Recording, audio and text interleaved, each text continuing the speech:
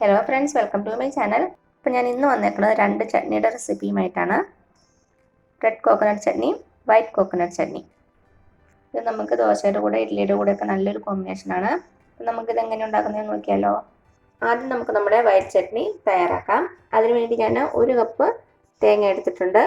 White ചട്നിക്ക് തേങ്ങ എടുക്കുമ്പോൾ എപ്പോഴും തേങ്ങയുടെ വൈറ്റ് പാർട്ട് മാത്രം എടുക്കുക. നമ്മുടെ ചിരട്ടയുടെ സൈഡിലുള്ള ഭാഗം എടുക്കരുത്. അതെടുത്താൽ നമ്മുടെ ചട്നിയുടെ കളർ അങ്ങ് മാറിപ്പോവും. പിന്നെ ഞാൻ എടുത്തേക്കുന്നത് ഒരു 4 പച്ചമുളക്, അത് നിങ്ങളുടെ എരിവിനനുസരിച്ച് എടുത്തോണം കേട്ടോ. പിന്നെ ഒരു ചെറിയ ഉള്ളി, ഒരു ചെറിയ കഷ്ണം ഇഞ്ചി, വളരെ ചെറിയ കഷ്ണമാണ്. ഇനി നമുക്കിതിലേക്ക് 1 ടേബിൾ സ്പൂൺ പൊട്ടുകടല ചേർത്ത് കൊടുക്കാം. ഇത് ചേർക്കുമ്പോൾ ഒരു പ്രത്യേക ടേസ്റ്റ് ഉണ്ടാകും നമ്മുടെ ചട്നി. നമ്മൾ ഹോട്ടലിൽ നിന്നൊക്കെ കഴിക്കുമ്പോൾ ഒരു ടേസ്റ്റ് ഉണ്ടാവില്ലേ, അത് ഈ പൊട്ടുകടല ചേർക്കുന്ന കാരണമാണ്. ഇനി നമുക്ക് നമ്മുടെ ചട്നിക്ക് ആവശ്യമായിട്ടുള്ള ഉപ്പ് ചേർത്ത് കൊടുക്കാം. ഇനി നമുക്ക് ചെറിയ മിക്സി ബൗളിലേക്ക് ഇതെല്ലാം കൂടി ഇട്ട് കൊടുക്കാം. നമുക്ക് ആദ്യം പച്ചമുളക് ഇട്ട് കൊടുക്കാം. ഇത് ജസ്റ്റ് കട്ട് ചെയ്തിട്ട് കൊടുക്കാം.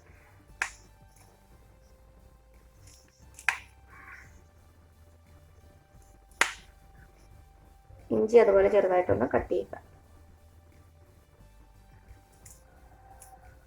ഉള്ളി,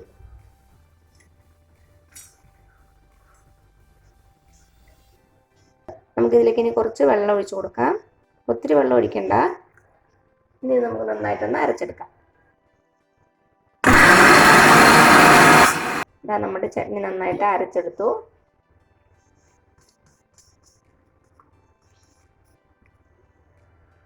ഇനി നമുക്കൊരു പാത്രത്തിലേക്ക് മാറ്റാം. ചട്നിയുടെ കൺസിസ്റ്റൻസി നിങ്ങളുടെ ഇഷ്ടത്തിനനുസരിച്ച് മാറ്റിക്കോളൂ കേട്ടോ. ചിലർക്ക് തിക്കായിട്ടുള്ള ചട്നിയാണ് ഇഷ്ടം, ചിലർക്ക് കുറച്ച് ലൂസായിട്ടുള്ള ചട്നി. ഞാനിപ്പോൾ കുറച്ചുകൂടി വെള്ളം ഒഴിച്ച് കൊടുക്കുകയാണ്. നമ്മുടെ മിക്സി ബൗളിലേക്ക് തന്നെ കുറച്ച് വെള്ളം ഒഴിച്ച് കൊടുക്കാം. അപ്പോൾ അതിലിരിക്കുന്ന തേങ്ങയാണ് നമുക്ക് വേസ്റ്റ് ആകാതെ കിട്ടും. ഈ ഒരു കൺസിസ്റ്റൻസിയിലാണ് ഞാൻ എടുക്കുന്നത്.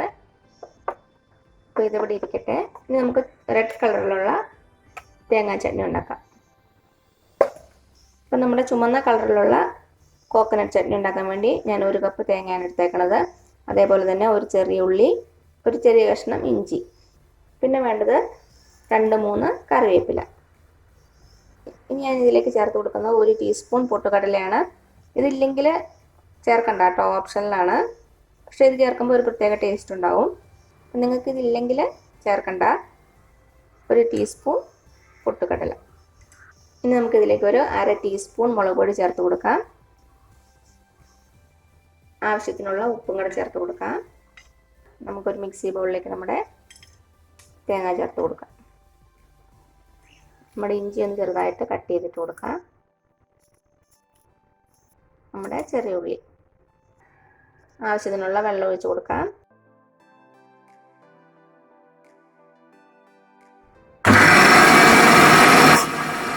ഇതാ നമ്മുടെ ചുമന്ന കളറിലുള്ള തേങ്ങാ ചട്നി റെഡി ആയിട്ടുണ്ട്. നമുക്ക് ഇതൊരു പാത്രത്തിലേക്ക് മാറ്റാം. ഈ ചട്നി കുറച്ച് ലൂസായിട്ടിരിക്കുന്നതാണ് നല്ലത്. അതാണ് നമുക്ക് കുറച്ചുകൂടി വെള്ളം ഒഴിച്ച് കൊടുക്കാം.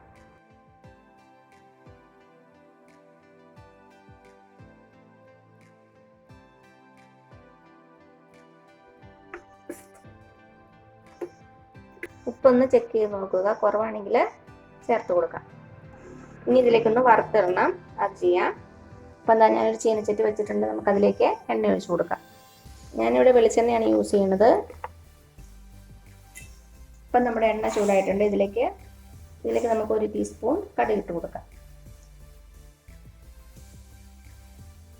ഇനി ഇതിലേക്ക് കുറച്ച് ഉഴുന്ന് പരിപ്പ്, ഇത് ഓപ്ഷനിലാണ്, വേണമെങ്കിൽ മാത്രം ചേർത്താൽ മതി കേട്ടോ.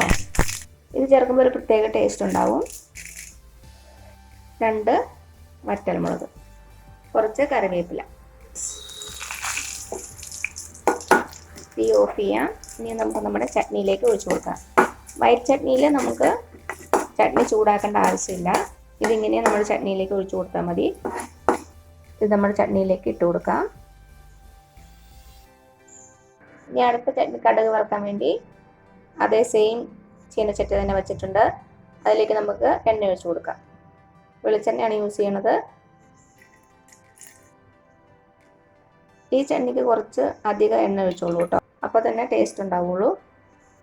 ഒരു 2 ടേബിൾ സ്പൂണോളം ഒഴിച്ചിട്ടുണ്ട്. നമ്മുടെ എണ്ണ ഒന്ന് ചൂടാകട്ടെ. ഇപ്പം നമ്മുടെ എണ്ണ ചൂടായിട്ടുണ്ട്. നമുക്കതിലേക്ക് കടുക് ഇട്ട് കൊടുക്കാം. കടുക് പൊട്ടിയിട്ടുണ്ട്. ഇതിലേക്ക് നമുക്ക് ഒരു ചെറിയ ഉള്ളി ചെറുതായിട്ട് കട്ട് ചെയ്തത്, 2 വറ്റൽമുളക്, കുറച്ച് കറിവേപ്പില കൂടി ഇട്ട് കൊടുക്കാം. നന്നായിട്ടൊന്ന് ഫ്രൈ ചെയ്ത് കൊടുക്കുക. നമ്മുടെ ചെറിയുള്ളി നന്നായിട്ടൊരു ഗോൾഡൻ കളറാകണം. അപ്പം നന്നായിട്ട് മൂത്ത് വന്നിട്ടുണ്ട്. നമുക്കിനി ഇതിലേക്ക് നമ്മുടെ ചട്നി ഒഴിച്ചു കൊടുക്കാം. റെഡ് കോക്കനട്ട് ചട്നി ഇതിലേക്ക് ഇട്ടൊന്ന് ചൂടാക്കണം, പക്ഷെ തിളപ്പിക്കണ്ട.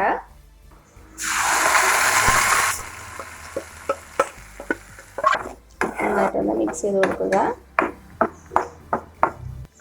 ഇത് തിളക്കരുത്, അത് പ്രത്യേകം ശ്രദ്ധിച്ചോണം. ജസ്റ്റ് ഒന്ന് ചൂടായാൽ മാത്രം മതി. അപ്പോൾ നമ്മുടെ ചട്നി നന്നായിട്ടൊന്ന് ചൂടായിട്ടുണ്ട്. ഇത്രയും മതിയാകും. ഇനി നമുക്ക് തീ ഓഫ് ചെയ്യാം. അപ്പോൾ ഇത്രയേ ഉള്ളൂ നമ്മുടെ ടേസ്റ്റി ആയിട്ടുള്ള റെഡ് കോക്കനട്ട് ചട്നിയും അതേപോലെ തന്നെ വൈറ്റ് കോക്കനട്ട് ചട്നി. ഇഡ്ഡലിയുടെ ദോശയുടെ ഒക്കെ കൂടെ നല്ലൊരു കോമ്പിനേഷനാണ്. എല്ലാവരും ഒന്ന് ട്രൈ ചെയ്ത് നോക്കണേ. എന്നിട്ട് അഭിപ്രായങ്ങളൊന്നും അറിയിക്കാൻ മറക്കരുത്. അപ്പോൾ നിങ്ങൾക്ക് ഈ വീഡിയോ ഇഷ്ടമായാൽ താഴെ കാണുന്ന ചുമന്ന സബ്സ്ക്രൈബ് ബട്ടണിൽ ഒന്ന് പ്രസ് ചെയ്ത് സപ്പോർട്ട് ചെയ്യണേ. അപ്പോൾ അതിന് തൊട്ടടുത്തൊരു ബെല്ലൈക്കൺ വരും, അതും കൂടെ പ്രസ് ചെയ്ത് ഓൾ എന്നുള്ള ഓപ്ഷൻ കൊടുക്കുക. ഇനി പുതിയ റെസിപ്പി ആയിട്ട് വരുന്നവരേക്കും thank you so much. By.